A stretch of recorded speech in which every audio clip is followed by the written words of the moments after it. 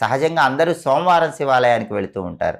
కానీ శనివారం శివాలయానికి వెళ్ళి 1.25 కేజీ బియ్యం శివాలయంలో ఇచ్చొస్తే మీ సంపద అనేది తొందరగా రెట్టింపు అవుతూ ఉంటుంది.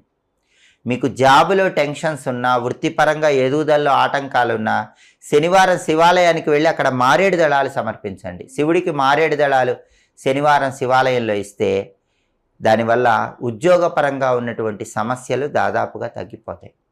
అలాగే శనివారం కొన్ని ప్రత్యేకమైన పుష్పాలతో పూజ చేస్తే ధనపరంగా కలిసి వస్తుంది. శనివారం చామంతి పూలతో కానీ గన్నేరు పూలతో కానీ ఇంట్లో పూజ చేసుకోండి. అలా పూజ చేసుకున్నట్లయితే మీకు తొందరగా ధనలాభం కలుగుతుంది. అలాగే శనివారం పూట వెంకటేశ్వర స్వామికి పచ్చకర్పూరంతో హారతి ఇవ్వటం ద్వారా కూడా ధనపరంగా మంచి ప్రయోజనాలు సిద్ధింపజేసుకోవచ్చు.